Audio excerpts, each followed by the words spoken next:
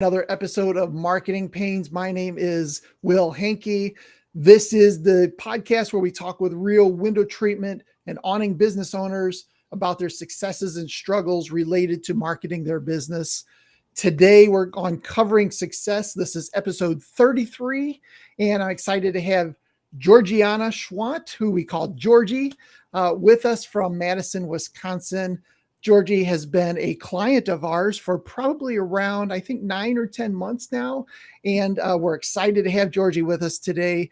And let's jump right in. Georgi, how are you? I'm good, Will, and you? Doing fantastic. So excited Good. to have you on today. Thank you. I appreciate the opportunity, Will. Yeah. Well, let's jump right in. Tell me a little bit about your business. It's called Incredible Windows. You're in the Madison, Wisconsin area. Tell us a little bit more.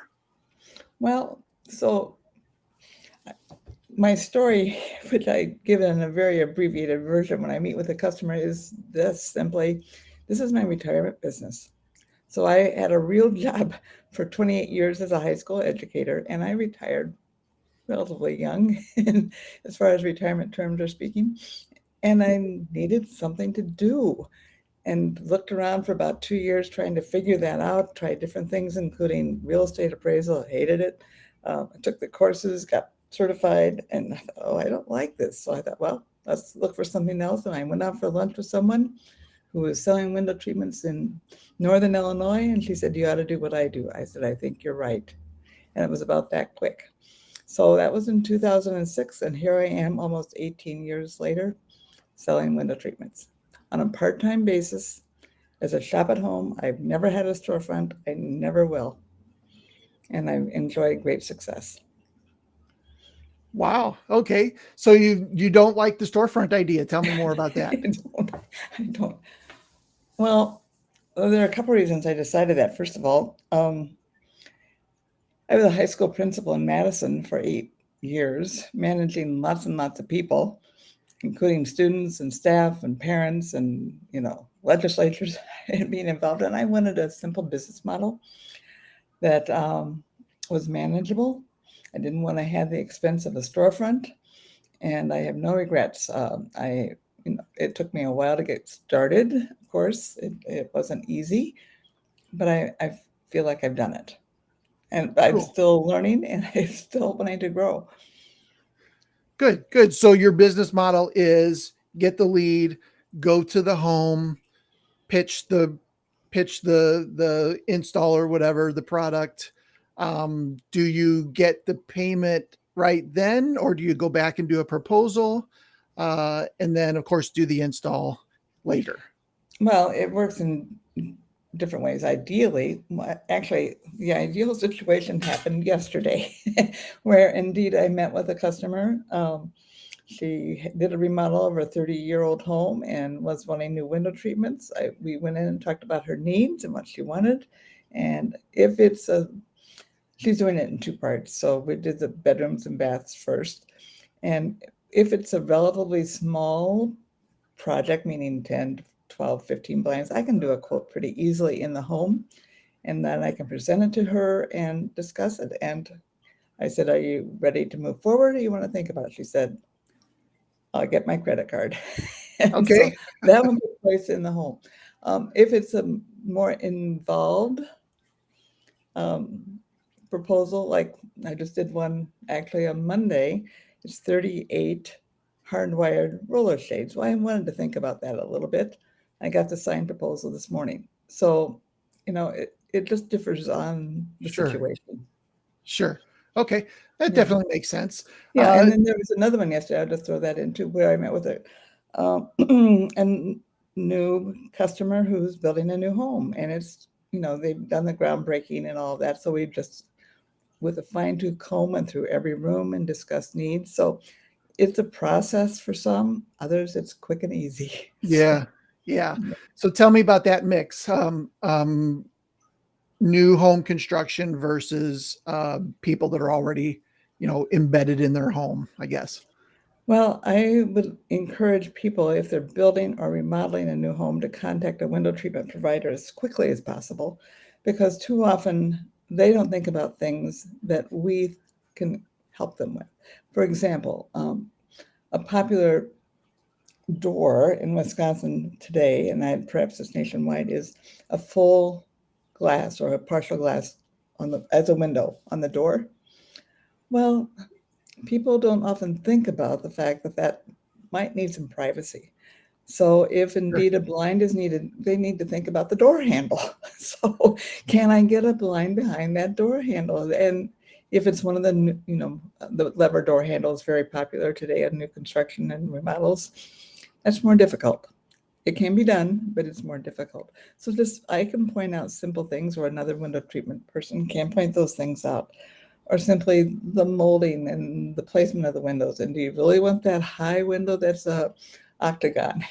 So it just, as people are beginning to think about a remodel or a build, it's important to bring in that window treatment person. Sure. The other thing we can help them with in that situation is talking about if they want to do power. How is that blind going to operate? Is it going to be hardwire? Is it going to be batteries? Can you reach it? Plus the whole budget issue. If they wait till the very end, it's often like, oh my gosh, I didn't realize custom window treatments were so much money. But if we can help them with that, to understand the value and the cost up front, it behooves all of us. Yeah. Yeah. It makes that conversation a little easier then. It does. Yeah. That makes sense. Unfortunately, I'm going to be able to offer financing shortly too, which will help on those bigger projects.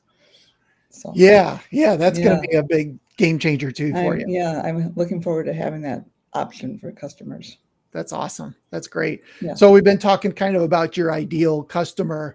What about commercial? Do you guys do any commercial work, or is it mostly all residential?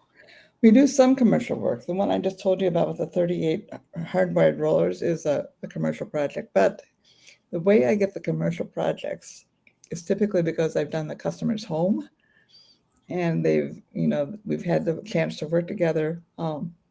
And this one, I mean, they didn't do any shopping. I mean, I've helped them multiple times on multiple projects, and they just fortunately like to work with me, and I give them a fair price, and off we go. So I only do small commercial projects, done a lot of culverts in the Madison area, some smaller insurance offices, done a couple wineries, but not the big high-rise residential halls on campus. I'm not doing that kind of work. Very good. Okay. Very good. Cool. All right. So we talked about your story a little bit, or who you are, talked about kind of who your target market is. Let's talk about the part that I really like, which is the marketing piece. Yeah. So tell me about your marketing mix. I mentioned that you are one of our clients. So you've got a digital marketing piece. Kind of tell us about the mix of what you're up to. Well, let me back up a little bit, Will. As being in business 18 years, the marketing has evolved significantly over the years. I started long ago spending too much money on paper advertising. Okay. I had some result. Now I'm talking like between 2006, 2010, 11, whatever. Peeled that away because I wasn't getting any, well, not any, but the results I was looking for. And you're talking about direct mail type stuff? No, I'm talking about, this is really going to date me, yellow pages, Okay. newspaper ads, those kinds of things. I don't even think there's a yellow page book out there anymore. I don't know for sure. I don't have one. That's for sure. But anyway, so that brings me, through the course of time to working with you, Will. I've learned the value of the internet and Google My Business and having a great website. And consequently, when we reached out to you, you've helped me with all of that. Just yesterday, somebody called and said, "Hey, I called you because you've got a great website, and I saw what I was looking for, and when can we get together?" So, and it's going to be a great job. Oh, great! Based upon what he told me over the phone. So, that Google My Business connection and the SEO that has been able to boost my business has been tremendous. So that's what I'm relying on mostly today. Okay. As far as getting the name out there about Incredible Windows, I was doing, I was doing social media for several years, spent a lot of money on it. I stopped doing it. Okay. And that was in September, and I don't feel like it's been a big negative impact. I'm as busy as I want to be. So it's the Google My Business, it's my website, it's the reviews. Yeah. Now, having said that, that's only really a third of my business, which I need because those are my new customers. The other third are repeat customers. In fact, I Yes. have an installation going on today that they said, "Oh, we've added the sunroom. I need to do more windows." Oh, or I moved. I have a new home. That's going in next week. That happened. I sold appliance 5 years ago.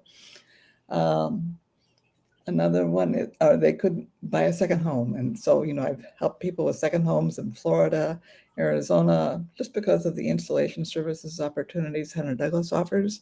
And so that's been great. And then the third way I get customers and marketing are my referrals. So, I try to nurture my existing customers so they remember me when they have a friend who needs a project. So, Yeah. Yeah. but yeah, the social media hasn't been something I'm relying on. Google My Business and a great website is what I rely on for new customers. Yeah. Yeah. That's a good marketing mix, though. I think the word of mouth and the referrals, when I talk to a potential customer for our business, those are the two things that they've relied on up to that Right. point. And there's a missing piece. And I think that is obviously the digital marketing piece. Right. You can only go so far on referrals and word of Right. mouth. Right. So no things like Valpak or No. I get Valpak and I throw it in the recycling bin right away. okay. I look through it and it's just not something I would use, and so that's not been something that I feel would be the way I want to spend my money. Sure. Okay. Do you do any local networking or home shows, anything like that? Nope. No. Okay. I don't. I'm pretty protective of my time. Yeah. And I have to think about the time involved in a home show and the expense, and I just don't feel like it's worth my time. Sure. Okay. Now, that doesn't mean it doesn't work for some, but it's not an area I choose to spend any time or money on. Sure. I do have a question here. What marketing efforts have you stopped using in the past years? You mentioned the social media thing. Tell me a little bit more about what you were doing on the social side. I was doing Facebook and Instagram. You were just posting on those channels? Yeah. Okay. Yes. Okay. Yeah. So I've heard in the past the phrase "likes don't pay the bills." Yeah. Right. Exactly. Yeah. Exactly. I think there's some credibility in brand awareness for social media. People being aware and staying top of mind.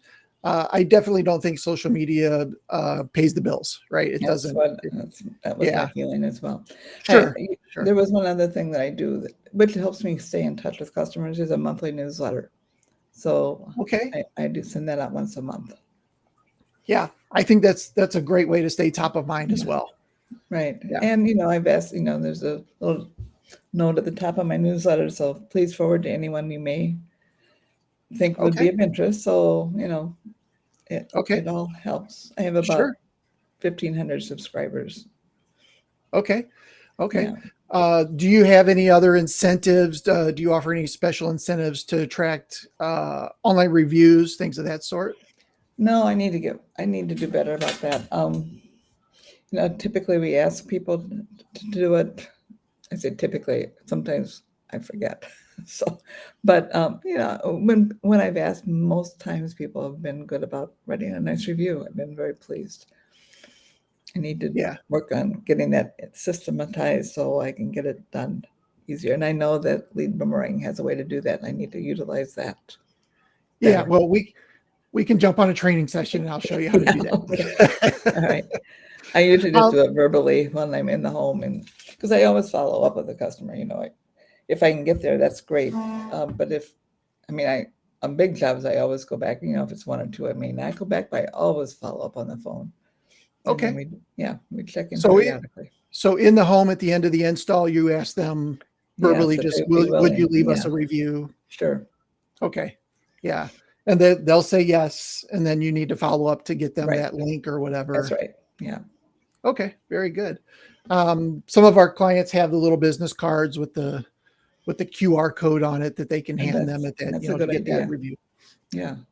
Yeah. I need Okay. to do that, Will. Help me figure that one out, please. We can do that. Okay. Because you know So what? I depend upon people like you to help me in those areas. I know what my areas of expertise are, and I know yeah, what they sure. aren't. So that's why Sure. we have help.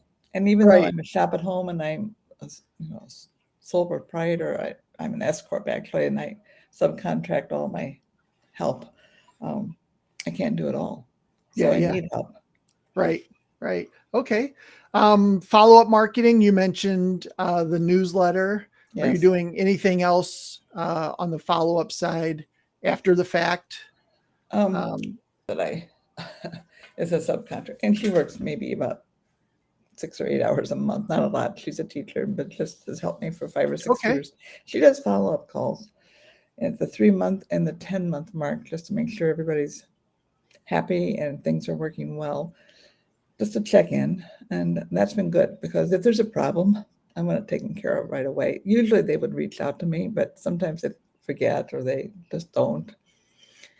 Part of the reason I want to do that at that 10-month mark is because I use Hunter Douglas Installation Services, and they they pay for service calls within the first year. So I want to Okay. snatch it within the first year versus at month 13 when it's Oh, going to that's pretty be smart. paid for. Yeah, Oh, okay. That's great. And it gives you an excuse to follow up with the that's customer. correct. Yeah, And maybe, oh, we've been meaning to call you you're right. for another room or something like that. Exactly. Oh, that's fantastic. That's good. Are there any services now that you see that are becoming more and more profitable? Well, the only services I really offer are selling Hunter Douglas blinds. So I'm not sure what you're meaning by services. Well, we Sorry. Yeah. Industry so services, things that you're offering to your clients. no, not really. We try to service our clients well. So, for example, if there's a repair that needs to be done, my husband is my right arm with the repair situation. So we pick up and take them back, pick them up, the blinds up, pack them up, send them in for repair, and then take them back to the customer. So that's his area Okay. business. So, I mean, Okay. that's a service that people like. Because I know other dealers say, here's the place to ship it to, and here you go.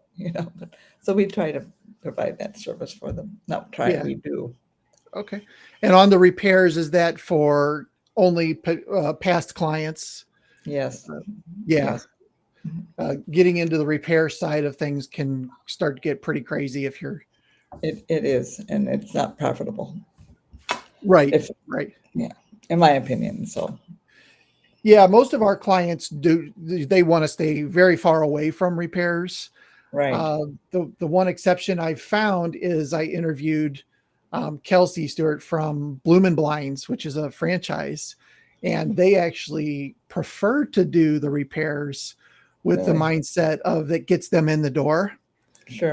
And they kind of use it as a loss leader. So I found that interesting that 95% of our clients don't want anything to do with the repairs, Right.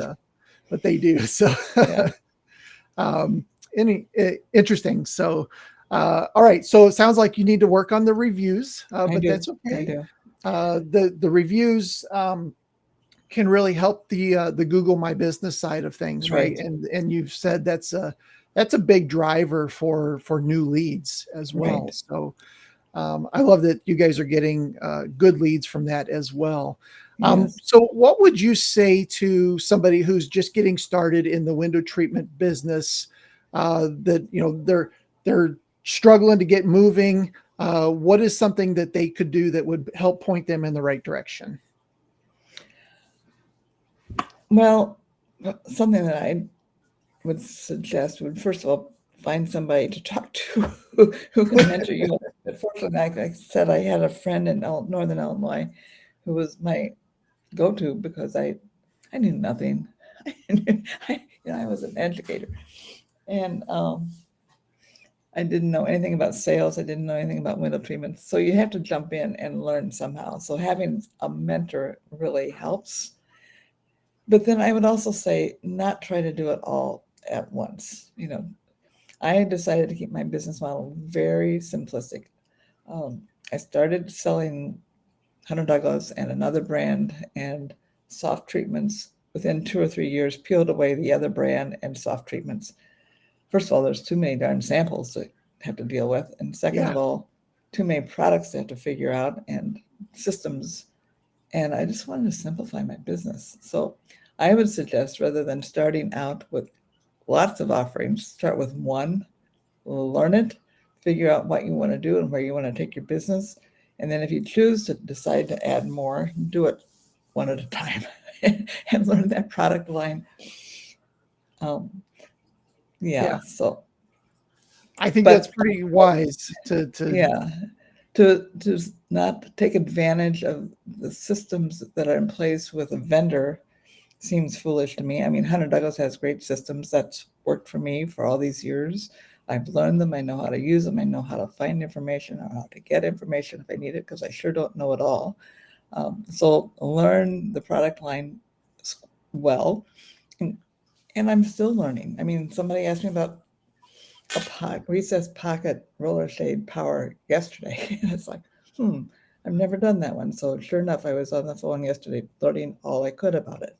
So just be willing to roll your sleeves up and learn. fantastic advice. Yeah. And if you don't know the answer, just I always tell people I'll find it and get back to them, and then be sure to get back to them. Yeah. We've all had Yeah. people say, I'll get back to you, and we never hear from them again. So Right. Follow-up's a big piece to that, isn't it? it is. Yeah. And if you're not strong in that area, some people don't Right. have that Right. that personality trait. Find somebody that you Yeah. can add to your team that does that. Yeah. So, I mean, certainly as a shop at home, I'm a part-time business, and you asked why not a storefront. I wanted the flexibility of a shop at home and not a storefront, and that's provided. I mean, the shop at home has done that, so no regrets. Yeah. I love it. Thank you so much for being on today. I really do appreciate your You're time. welcome. If somebody wants to learn more about your business, where can they go? IncredibleWindows.com. IncredibleWindows.com. Easy enough, easy Yeah. to find. Yeah. Again, Georgie, thank you so much for being on today. I my really pleasure, Will. enjoyed your time. Appreciate you as a guest, appreciate you as a person. And thank you again. I hope you have a great rest of your day. I hope so too, but I appreciate your help in growing my business, Will. All right. Thank you very much. You're welcome. Thank you, everybody, for listening. We'll see you on the next episode.